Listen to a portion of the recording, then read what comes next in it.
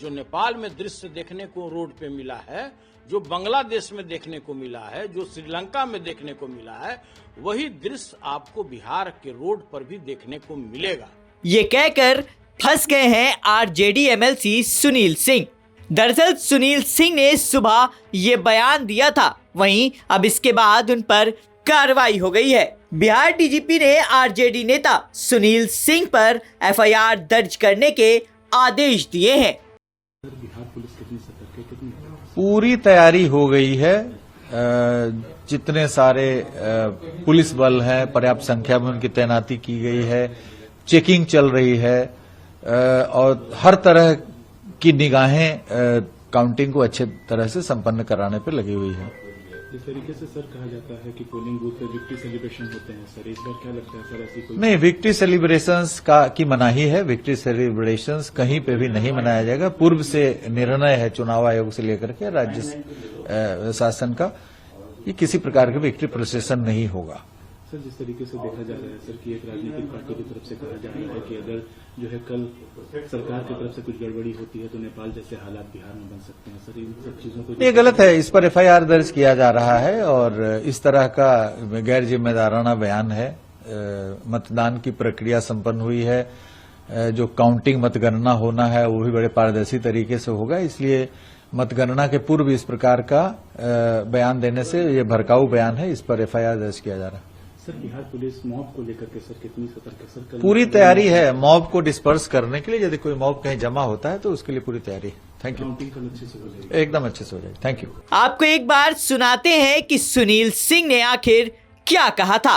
सभी जो हमारे काउंटिंग से जुड़े हुए हमारे पदाधिकारी हैं, उनसे बड़ी विनम्रता के साथ मैंने हाथ जोड़ करके विनती की है कि आप ईमानदार हैं कि बेईमान हैं। अब इसके हम गहराई में नहीं जाना चाहते हैं। सभी पदाधिकारी बेईमान नहीं हैं।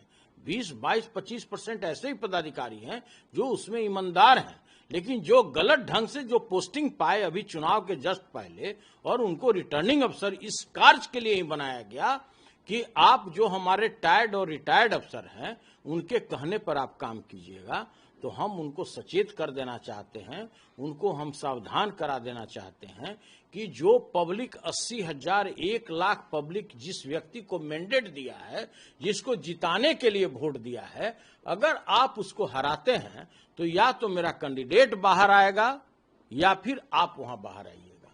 और आपको उसके बाद जो नेपाल में दृश्य देखने को रोड पे मिला है, जो बांग्लादेश में देखने को मिला है, जो श्रीलंका में देखने को मिला है, वही दृश्य आपको बिहार के रोड पर भी देखने को मिलेगा।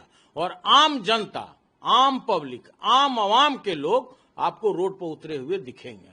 तो भाई हम यही विनती करना चाहते हैं आपके माध्यम से सभी वो ईमानदार और बेईमान अफसरों को कि भाई आप दूध का दूध और पानी का पानी कीजिए।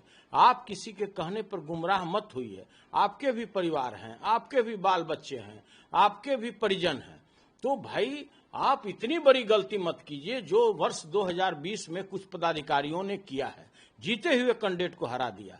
तो हम लोग बिल्कुल इसके लिए सचेष्ट हैं और हम आप लोगों से भी आग्रह करते हैं कि आप कोई वैसा काम नहीं कीजिए जो जनमानस के विरोध में हो, जिसको जनता कबूल नहीं कर रही है।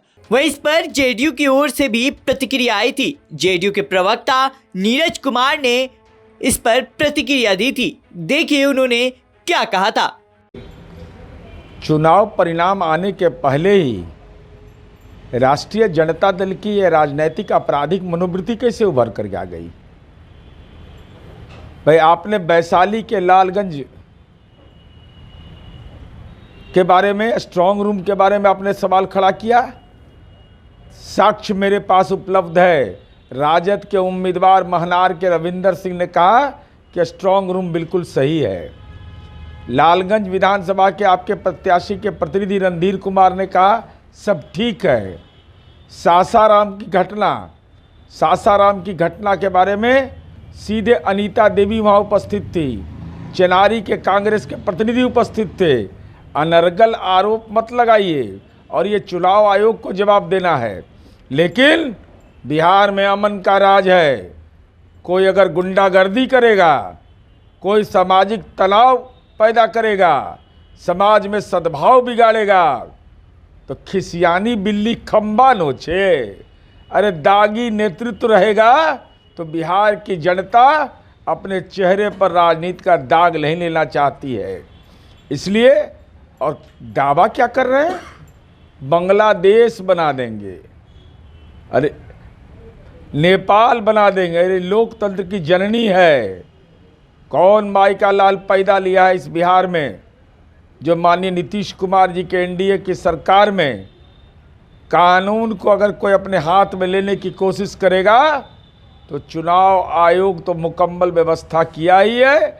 ऐसे बयान राजनीति के केवल छुरछुरी पटाखा है, इसके अलावा कोई औचित्य नहीं।